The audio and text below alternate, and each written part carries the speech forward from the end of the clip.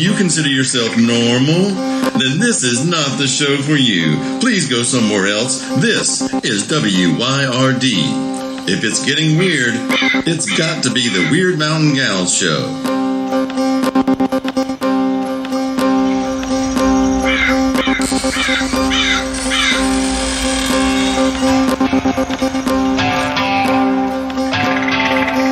You're listening to Byron and Alicia, the Weird Mountain Gals.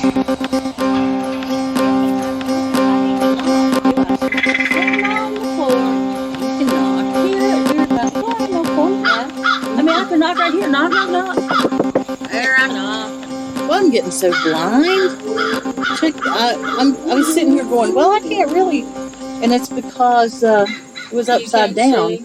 Because it was upside down. Lord, y'all, it's equinox day today. Equinox isn't quite here. It happens at 9 o'clock and change tonight, Eastern Daylight. And I swear, I feel less balanced than I felt in a wall. A wall? As they say, a wall. Lousy. It is a time that is a time. And Alicia's trying to figure out how to balance her little, why don't you put it right there? Yeah. Because you are quieter than me. Okay.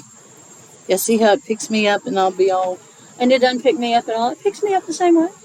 Not. Yeah. Well, it does now. Yes, today it does. But you got a face in me, too. Yep. Alicia is implying that I'm very quiet. Y'all know better. And pensive. Pensive. Oh, golly. There was a picture of me in the Asheville Citizen Times in, golly, 1977, 76, something like that, at UNCA. Because they, back in the day, you young'uns won't know about this, but back in the day, the actual newspaper that happened in your town, they would send photographers and reporters out, and we were doing a play, I can't remember which one it was, and they sent a reporter, an arts and entertainment reporter, out to UNCA to the drama department to do some photos, and there was a picture of me, and I just looked, my grandmother saw it, and she said, I saw veterans after World War I that looked like that. They called it shell shock, because I'm just kind of gazing off into the distance, and my face is perfectly blank. It's a very weird picture. I will try to find it and put it on the page. Yeah, I'd like to see that. But, yeah. In 1976, I had a photo, I think it was 76, there was a PE class, and I was in public school that year at Vance Elementary. And in this PE class, they were teaching wrestling. Oh, my gosh. To the females. Oh, yeah. Well, So, you need it, I'll tell you. So some dude came out, and he got this photo of, I can't remember if I was on top of her or she was on top of me. Oh, Lordy. But by today's standards, it would look like soft porn. Were you both sweaty and wearing those ugly gym clothes from the 70s? I think so, yeah. I think so. And I'm not going to say her name. She's still on my friend list today. Wow. And I hope she doesn't listen to the podcast. But yeah, it was just... And I remember seeing that in between the pages of my grandma's Bible. That picture, she cut it out, Because she's so proud of you. That's right. It didn't look like soft porn to her. So, because there's my baby. Look, my baby's in the newspaper. Did you have anybody who would keep stuff in between the pages of something? Well, my grandmother, she had a beautiful secretary that now my brother and sister-in-law own, and I'm a little bitter about it because, I'm a writer. I'd love to have that, but I already pulled the I'm a writer thing about my grandfather's big oak roll-top desk, so I couldn't pull it again. Okay. Anyway, she had a drawer in that she kept stationery in, and for you young'uns, stationery is a pretty piece of paper, a little bit thicker than the kind of paper you put in your printer. A little bit thicker, nicer quality paper. And on it, you would write these old-fashioned things called letters. And I know you think that letters are your ABCs, but letters are a communication device between you and another person or persons.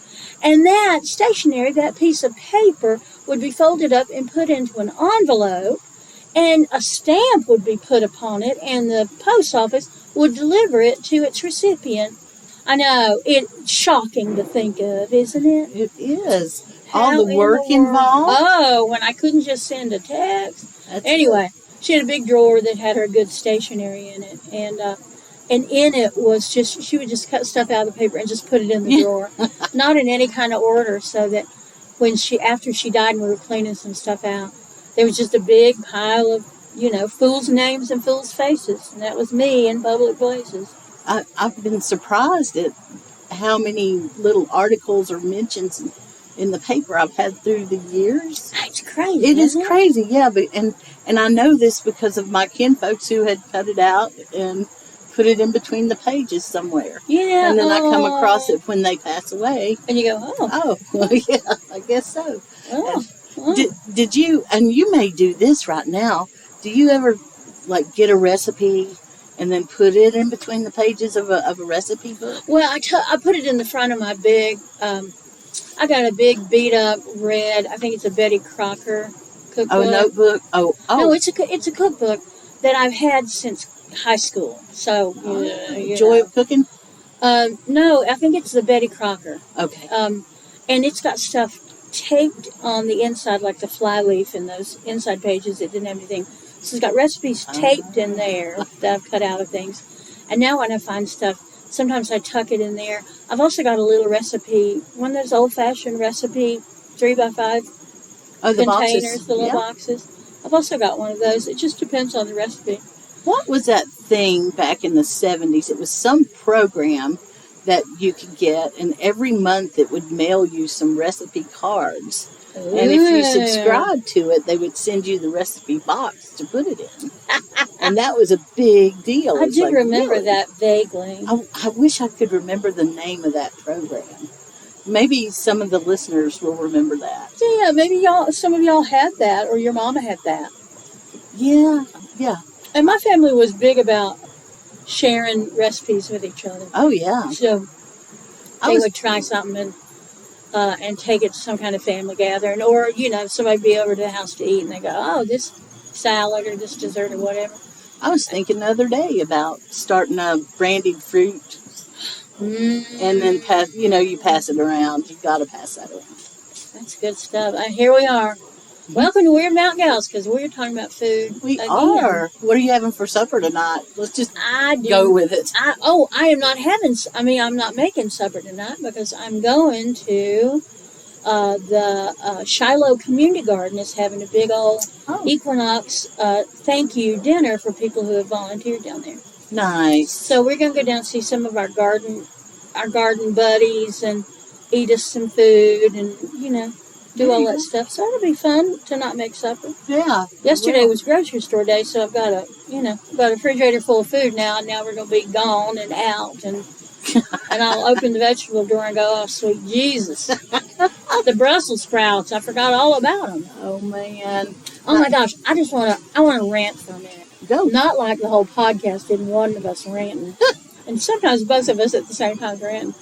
A very famous person whose name I will not call said, so that people could hear it, it's all over social media, a few days ago, he said, he can't read books, he's never read a book, that's boring, it's like Brussels sprouts. And I thought, listen, you have influence on people, and if you don't read books, don't tell anybody. Don't show off how damn ignorant you are, and don't give young'uns an excuse to go, well, it's not important because so-and-so, my favorite rap artist, blah, blah, blah, he doesn't read any books, blah, blah, blah. And it just made me so mad because, yes, I know there are plenty of people that don't read books. And I'm not talking about the people that listen to books because there are plenty of people that listen to books. To me, it's the same thing as reading. That counts as reading. It's not the same thing, but it counts. But why in the world, in a world and a time when people are so woefully ignorant and get their information from such dubious places, would you be bragging about never reading a book? Well, that's ignorance. Like you said, you don't want to advertise it. But that's how you know you're dealing with a truly ignorant person, I guess. Yeah. Yeah. And It why made is me he mad. throwing off on the Brussels sprouts too? Well, I mean, you got both things in one. It pissed me off both directions. It's like, you don't like books and you don't like Brussels sprouts? Yeah. Well, let me tell you what I don't like. You.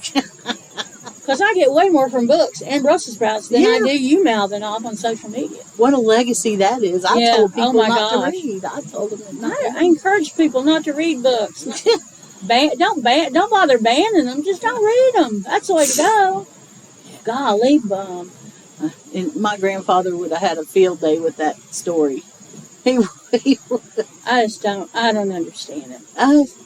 and you never will is the thing. Same. I know I won't, and there's no point in trying to understand. No. But still, you want to figure that mystery out, but you'll never figure out. Instead of just being mad, I'm just gonna be mad about it. I ain't gonna figure it out. I'm mad.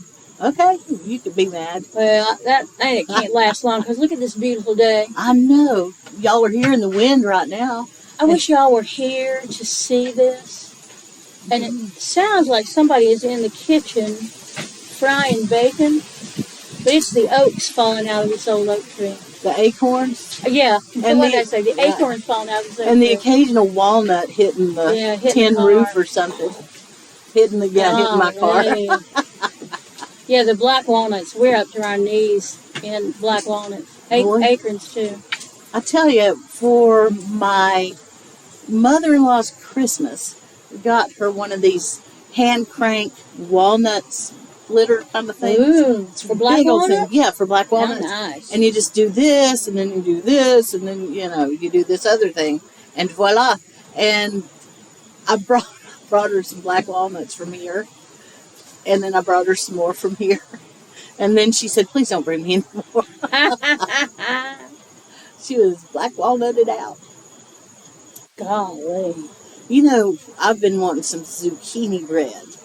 Ooh. That's one of my favorite things. And I don't know anybody who makes it. And I've never made it. And it's easy to make. Is it? Yeah. I may try it. I've got some other things that I've been doing. I've been trying to do a casserole a week. Yeah, because everybody sent you casseroles. Yes. Sweet. I'm doing a baked spaghetti casserole this coming weekend. But right now, I've got beans soaking, and I'm gonna bake a ham, just a little one, and then I'll use a ham bone and transition those beans into soup. Oh my this weekend when it gets so cold. Oh, because it's beautiful right now, y'all. It's 76 outside, and it's just a light breeze every now and then. But this time tomorrow, it's going to be substantially cooler. The worm will turn. That's it. Because, seasons have changed now. And I guess everybody knows it, and so does the earth. Seeing the memes everywhere about autumn blessings, and the season coming up, and everybody's talking about their Halloween decorations, and then all my other friends are talking about their Samhain decorations. And, everybody wants black and orange. Well, I guess that's kind of the official colors, like red and green is the colors of Christmas. Yeah. I don't know. I don't want to rush into the Samhain season. I want to enjoy the equinox and what that means, and the weather that is just beautiful and best of the year. Best of the year, and you can watch the trees change. Mm-hmm. Maples have already started. All the dogwoods have started. There's a little old sourwood tree. Always looks like it's like a little bald-headed man. It never does have a whole lot of leaves on it, but it's starting to shed. This yard gets yellows first. Yes. And not reds because of what trees are here. It's nice. It's very nice. I like seeing this, and I'm starting to be able to see in between the branches a little bit. Yeah. So that's And I think about this house and how long it stood here and watched these seasons. Almost 100 years. Almost 100 years. So we sit on the porch of what used to be a covenstead, and we look across at the little old, well, it ain't little, big old church. Yep. Well, in all these years, y'all have been fine neighbors. Well, not really. But that's a story for another day. I could tell you stories Could you? Curl your hair. Ooh. Turn your hair red. Yes. Yes. I can handle that. Yeah, my hair is orange, and I wear black all the time, so There you it's go. a So good you're season always for a me Halloween coming up. girl. Yeah, I'm always a Halloween girl. Yeah, you know, this neighborhood mostly is really, really tolerant. I haven't actually met anyone who is not yet. That's Maybe they good. just stay away. It had a reputation 20 years ago, Well, 25 years ago. and it can, In fact, my cousin, I don't know if I've told this story before, but she was cleaning a house because she used to love house cleaning. That was her job. She loved to make people's lives happier and tidier. And she was cleaning a house right up, if you go up that hill there. yeah. And the woman, it must have been when there was in the fall or the winter because there wasn't trees you could see right from her front yard right over here. And she said, now, have you heard? There's Satanists. They live right over there. And my cousin said, and she pointed right at your house. And I said, did you tell her that we are not Satanists? And she said, yeah, I told her, but she didn't believe me. It's more fun to think you got Satanists in the neighborhood. Well, I think their understanding of things is very basic. That's a nice way to put it. Not simplistic. Yeah. Fear-driven. Fear-driven is... I need to feel some importance in my life, so I have to let people know I have Satanists in my neighborhood who go in the woods. Well, Okay, I mean... Satanists go in the woods. They picnics in the woods. It's pretty black and white as far as they're concerned. Oh, yes, man. They don't see any kind of shades in between there. So if you're the enemy, you're not worth caring about, I guess. And they can say That's whatever right. they want. That's right, yeah. And people can be shocked. And they can say, did you hear about Barbara Jean? She's got Satanists live right next door to her. She can see them from her front porch. It's awful. Why do they allow that in America? That's so funny. And then, yeah, if they want some stories, we can give them some stories, but... Well, and I had a door stopper for the screen door that was this big old heavy concrete thing. It wasn't big, but this concrete witch. Yeah. And maybe on a broom, I don't know, but it was heavy, and it was a good door stopper. Okay. And I wasn't around here for a while. You know, I would kind of check in, but I wasn't living here or anything. And it disappeared, and I just thought, well, you know, one of my friends has walked off with it, or I've misplaced it. You know, it wasn't important. I think I paid 50 cents for it somewhere. Well, years later, when they opened Asheville, Raven, and Chrome, I was in there doing something, and this fella came up and he called the neighborhood that this is in, and he said, did you once live out there, own a house out there? And I said, yes. And he said, well, I just want you to know that there were two girls in the neighborhood, and they stole something off your porch. And I said, did they? And he said, yeah, they stole a little witch statue. And you know what? Ever since then, their lives have been terrible. What? And I know he wanted me to say, well, I put a curse on the statue and whoever stole. And I just said, well, anybody that would steal something off somebody's porch, their lives are probably already pretty terrible. Yeah. And they've just gotten worse. It wasn't nothing to do with the statue. But now that I know, I'm kidding, I'm just kidding. You don't think that there's a natural way that things work? Oh, I think there are many natural ways that things work, but I think what he was looking for was he could tell me, and I was going to tell him some secret information. And I just wasn't going to buy that. I was just going to, and I said, if they're around and they still got it, they can put it back on the porch if they want to. Oh, no, they got rid of it. They were scared. Well, they should have been scared about stealing something off anybody's porch. Well, yeah, that was... Because that's just not how it's done, my friend. Nowadays, they would have to contend with everybody's camera system. That's right. And the camera system here, by the way. Just so you know, there's camera systems here. I see you people when you walk up on my damn porch with shit. Not to mention, there might be a few wards in place. When I was over at the shop, I would say, well, you'd have to be a fool to steal from a witch's shop.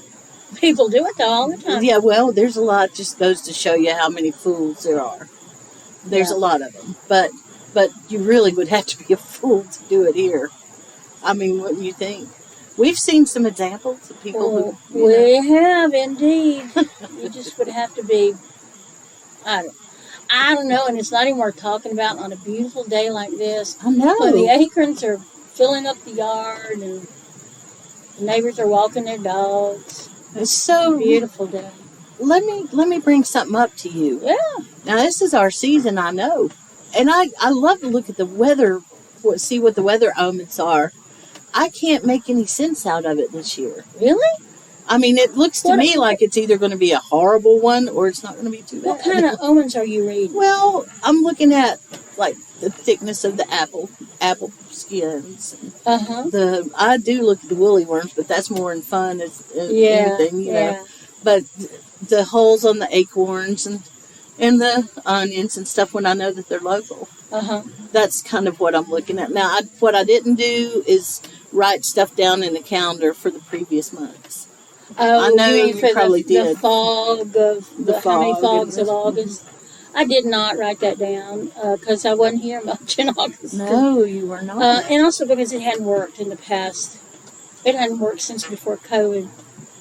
Because the mythology, the superstition is that the fogs of August, you count them up, and that is how many snows there's going to be in the winter. Well, it just hadn't worked. So you count them up religiously and go, "Well, it's foggy this morning." When you get to the end of August and it's like 15 or 20, and then you monitor the winter and it's never that many. No. So I just don't think if that omen ever did work, doesn't work now. Well, that's what I'm saying. What I'm seeing just doesn't make any sense. Usually I can get a theme out of something at least. Yeah. But I'm just not really seeing anything that's making any sense as far as the weather omens. So it may be something I need to spend a little more time with instead of just assuming. Yeah, and kind of digging through your memory of things past. Well, I know that the mast is heavy this year. It's heavier than it's been. But so the acorns, there's a lot of acorns, there's a lot of black walnuts, a lot of hickory nuts. The poke is starting to purple up now, and it's big. The berries are big. So all of those are omens of, quote unquote, a bad winter. Now, whether that means a cold winter, snowy winter, icy winter, windy winter, it's kind of up to interpretation. When I was a kid, it was believed there would be a lot of snow and ice, and things would grind to a halt. You know, that's what bad weather implies, is that it's going to be difficult. But things would grind to a halt back then. I remember one year when we basically didn't go to school at all in December. I remember that. Yep. I remember one summer when we had a thunderstorm every afternoon to the point that I was starting to, I don't know why, but it was creeping me out. It creeped me out after a while. I was like, uh-oh, this is ominous, even though I probably didn't know that word back then. But, yeah, it was every afternoon. It just seemed like, uh-oh, here comes the rain.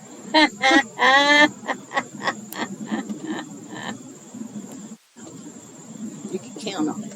Yeah. Well, I remember there's this sign that happens if you live near woods or in the woods when there's a big snow, and it looks like it's going to stay forever. When it starts falling heavy out of the trees, you know the temperature has changed and things are shifting and it's going to get better. Yep. But I haven't seen a snow like that in, almost 30 years. It's been a long time. Yeah. Well, how long ago was the blizzard? Was that 95 maybe? The blizzard? 92? 93? 93, I don't know. I think it was 93. Were you in town for that? Oh, yes. Were you? Yeah, and my baby was just 2 years old, so I wasn't getting out very much. And we were blessed that we never lost power, so we didn't lose heat. Interesting. I remember working my butt off. I've got stories about it, of course. I've got stories about everything. But I do remember working my butt off at the hotel. Most of the staff couldn't come in. And the hotel was extremely busy. At the time, people would drive up when there was supposed to be a nice big snow. They'd drive up from Florida or somewhere warm because they'd want to see the snow. Yeah. And so the hotel would be full anyway. And then when the huge storm hit, we knew everybody was stuck there, but we also had Duke Power called us, and they took every room we had, and then they ran 3 shifts every 24 hours out of the rooms. So we were turning rooms over 3 times in 24 hours with like nobody in the housekeeping. Oh my God. There was a gal named Regina who was the housekeeper, and she and her daughter and me and a couple of my desk clerks would what can you say? Holy and I remember we were so busy that I remember taking a big giant one of those carts, housekeeping carts, and it's huge. It's what they would put laundry in. Yeah. And we'd fill it up. We filled it up with like toilet paper, toothpaste, towels, sheets, and took it to the lobby. Wow. So that if people needed stuff, we could just, here it is, get it. We wouldn't have to go that get was it. really smart. And I remember working multiple shifts, and then Randy was not working at that property. He was working at one in Candler, and he was running it. It's the Days Inn, and he made it home driving my vehicle because I had to be dropped off there because I knew it was going to be a multi-day stay. He made it home driving my vehicle. He had to go in the wrong direction on I-26 to get home, but he did. I'm like, you broke that law? You did that? You know, and he did. And he was complaining. I had just bought groceries, so plenty of groceries, and he complained to me because cable went out and he got stuck watching Star Trek videos. Well, he loves Star Trek. I know. That was his, and he was complaining, and I was like, are you kidding me? Buddy, do you know what I'm living your best life. I remember thinking, or telling him probably, I remember saying, oh my God, do you really think that you suffered? Let me tell you what I've been up to. You know? Isn't that funny? Yeah, it was. And I remember seeing, like, people, it brought out the really shitty part of them and the really good part of them, too. You know, but almost every dramatic event brings out the best and the worst in people. And sometimes in the same person. Yeah. So they'll be really good the at dealing bipolar with person? Well, I'm just thinking some people are really good with dealing with this thing here, but they're really bad at dealing with this thing here.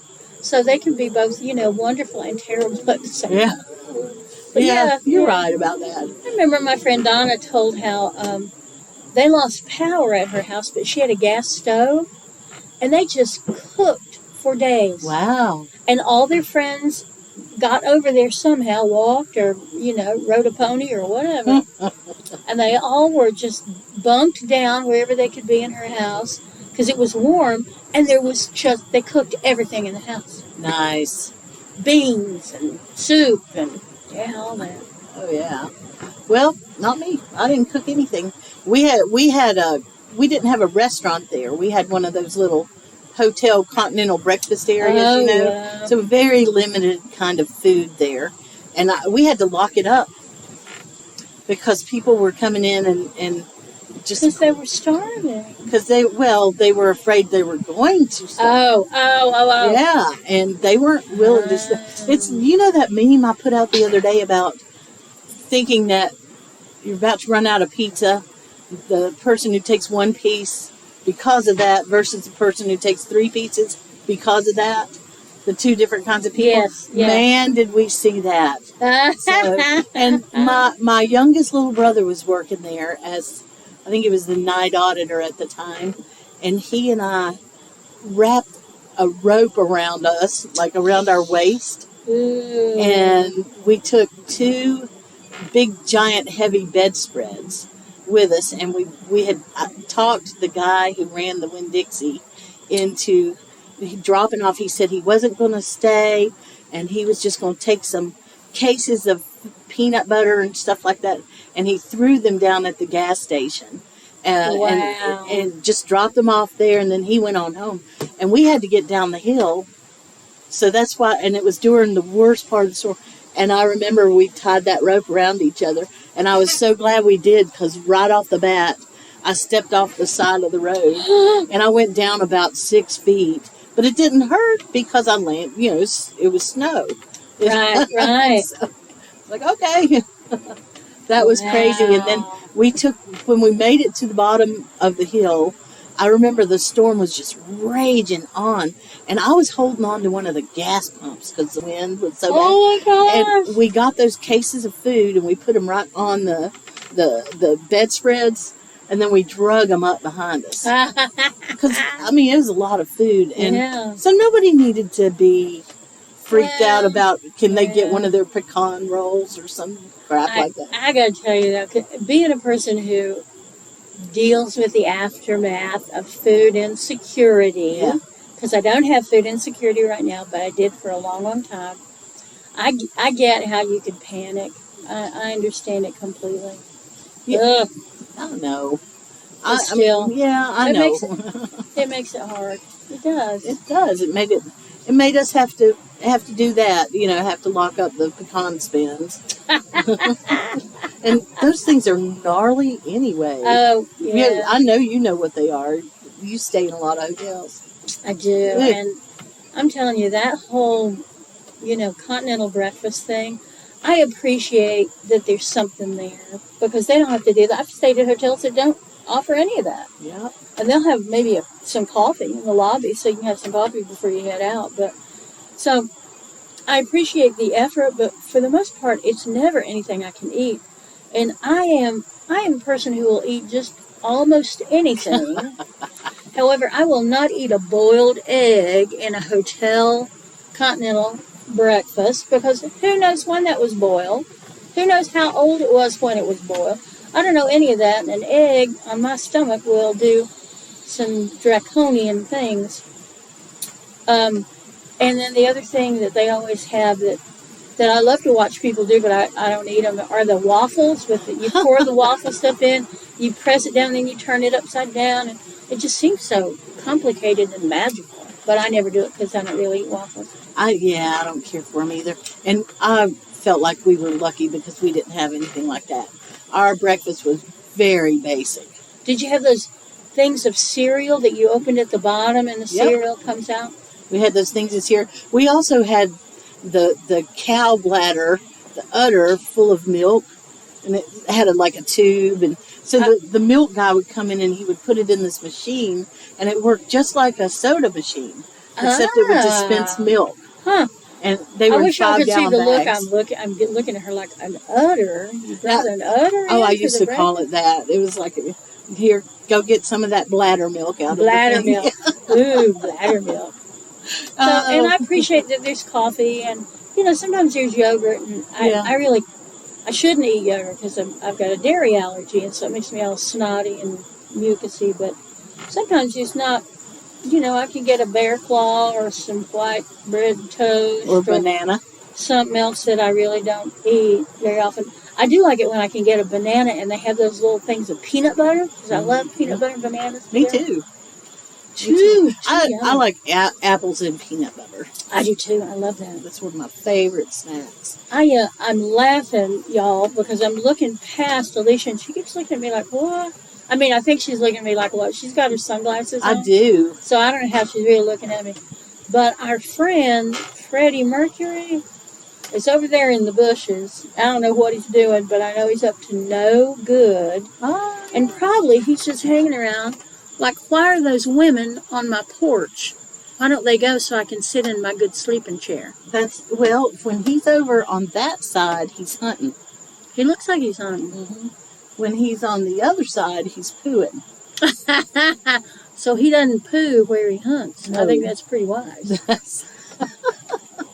Well, because you feel a rabbit gets filled up with your... Never mind. Anyway, he just looked over here like, I guess I could just go over there because it doesn't look like they're leaving anytime soon. Well, he wouldn't be intimidated by us. Remember, the first time I ever came here, he followed me in. Remember that? I do. And it was... I don't know that he could even hear us either. Or see us. That's true. He is really becoming Methuselah of the cats. Methuselah. Yeah. And Lucky is gone. Lucky is the dog? Yeah, well, yeah. Did he go to his reward? He did. He went to his reward. So well, it's hard. And I'm seeing so many people right now who are losing their animal companions. Well, it's really terrible. We're going into the dying time, and it sort of makes sense to me. I have someone on my Facebook page who lost their mother and their mother's cat in the same evening. Oh. The cat waited until the mom was gone. There's something beautiful about that. There is. I agree. Yeah, my little niece-in-law, I guess, niece, whatever. Her mother has had a bad diagnosis, and she and I have been back and forth about making those preparations for the end of life, and that's important. And we will no doubt be talking about this. Yes, we hear you. We will no doubt be talking about this in the next 6 weeks, y'all. Oh, yeah. But this is the perfect time of year for you to make sure your will is what you want it to be, and that if you've got special things you want somebody in your family to have, that you make a little note of that, or you tell them. It's just a good time to do it and get it done, because you will die sooner or later. Mm-hmm. All of us are going to die. The crows are letting us know. Yeah. They're like, Here's Freddie. He's coming out of the bushes. He's walking slow now, moving too. Pretty slow. He may still be hunting now. He might be. It's so nice to be celebrating fall, and you see one leaf. Yeah. For sure, the fall is my favorite time of year. Oh, mine too. We usually get this love weather. Spring, but I do. Fall is my favorite. Always has been. Mm-hmm. Something about it. What have we got going on now? I don't know. Some fussing. I'm sure it's about the cat. You think? We had Hulk mess. Was it yesterday, I think, at the house? But we've got a big old red tail that comes flying through periodically. And all the other birds just raising Cain. Blah, blah, blah, blah, blah. And then I hear above them that high, squealing cry. And I went, oh, they're just telling everybody to get out of the way because the hawk is hunting today. Oh, yes. Oh, yes. Well, my friend that I was talking about last time, I guess it was last time, who has been learning about crows. Yes. Got a crow call? He got a crow call, doesn't use it, I'm happy to say. Although I wouldn't mind, but he doesn't need to, because they come to the sound of his voice. And what's interesting is they know, now I know that a crow recognizes your face. Yes, whether you're wearing a absolutely. hat or wearing your hair different or makeup or glasses or whatever, the crow recognizes you, and they think that it's got a lot to do with your face. And so the crows know the difference between when he has food for them and when he doesn't. Because and the call is different, I guess. The greeting to him is different. Well, he either doesn't greet them or he greets them differently. And when he's got food, he always sings that Blackbird song by the Beatles. And they know. They literally know. That song is being, if they hear that song being sung, they will come from way off. And it always starts, there's 2 different groups of them. There's a group of 3, and then there's a group of 5 or 6. And they're 2 separate groups, and they come just about every day looking to see if they're going to get fed. And they'll call, and then he will hear them, and if he's around, and he will drop everything and go take them some food and toss it out to them every time. It's really fun to watch.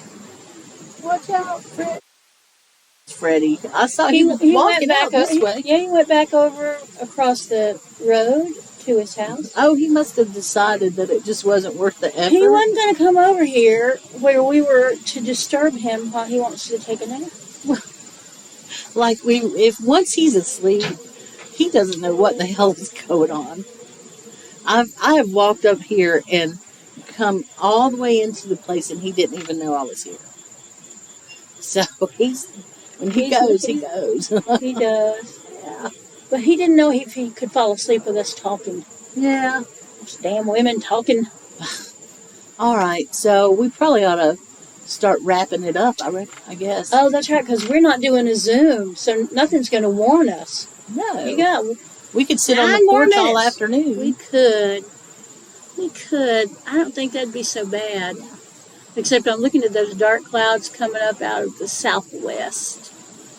Now, this is the start of the cold weather coming in? Yeah, I think that's the storm front coming in now. Yeah, and that's why we're getting all the wind and everything. Yeah, This time tomorrow, it'll be a different place. Ooh, I won't be wearing no flimsy little t-shirt tomorrow. I'll be wearing some warm clothes. That's right. I'm packing for this thing I'm going to. I'm going to a women's retreat in Tennessee next week. And I've already started packing. You know, the first thing I pack is I count out how many pairs of socks I need and I throw them in. So I did that. So I'm mostly packed for that thing next week. And I woke up this morning and I said, except you need to put a turtleneck in there and a sweater because you don't know what the temperature is going to be like. Because this is the time of year that you can start out in the morning and it's in the high 40s, low 50s. So you're all decked out with a scarf and all this other stuff. And then by 2 o'clock in the afternoon, it's in the 70s and you got on too many clothes. Mm-hmm. And then you're freezing again in the evening. So it is just best, you know, everybody's been saying this for years, to dress in layers so you can take stuff off and put stuff on. I'm a believer in layers. Me too. Yep. And you're going to Tennessee, and that you never know what it's going to be like that time of year. That's like middle Tennessee too. Mm-hmm. So it could be hotter than a firecracker, or it could be cold as a well digger's bum bum. I thought that phrase. I left the shop the other day, and I had gotten some cold tea, and I had to put it under my arm because I had other stuff I was bringing in. I was like, whoa, it's cold. And I remembered my mother saying, she used to say about my feet, your feet are as cold as a well digger's bum bum. And I was like, I had not thought of that in a bajillion years. I guess well digging, it would give you a cold butt. I don't know. I've never done any well digging personally. I haven't either. Well, I'm looking forward to hanging out in Tennessee with you myself. In November, y'all, we're going to go have a Wyrd Mountain Gal thing. Wild adventure in Tennessee. Yeah. I've spent so much time in Tennessee this year. It's been nice. I love Tennessee. Well, I don't love your government in Tennessee, people. But I do love the people of Tennessee. They're good folks. I love the people of Tennessee. They are good folks. So, y'all, stay tuned. We'll be telling you more about our adventure in, I guess it's Chattanooga, coming up in November. And I think we were going to just put it out there that we might possibly be open to a commercial. That's right. Oh, yeah, we were talking about radio days, because we both did radio. I was saying, reckon any of our listeners who have businesses of some kind, would y'all be interested in buying advertising on Wyrd Mountain Gals? It'd be cheap. Because we're cheap. I mean, because we are. Anyway, so if you are interested in that for whatever your business is, we would love to talk to you about it. Absolutely. That gives us a little bit of money for our traveling, our scooter pooping around. Mm-hmm. And so, let us know. Send us a message. And I'm telling you right now, the temperature just dropped 5 degrees. It did.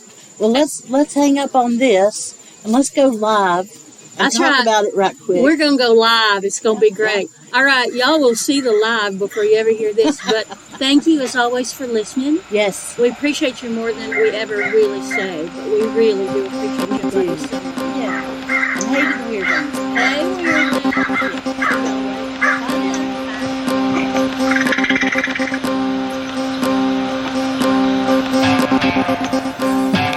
Hey, thank you for spending your time with us here at Wyrd Mountain Gals. We sure do appreciate it.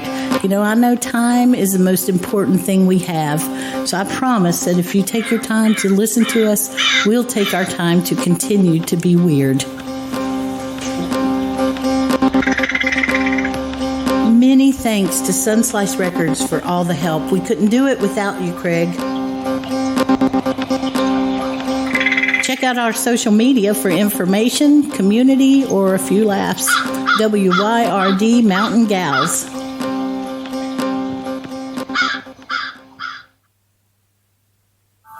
WYRD Radio.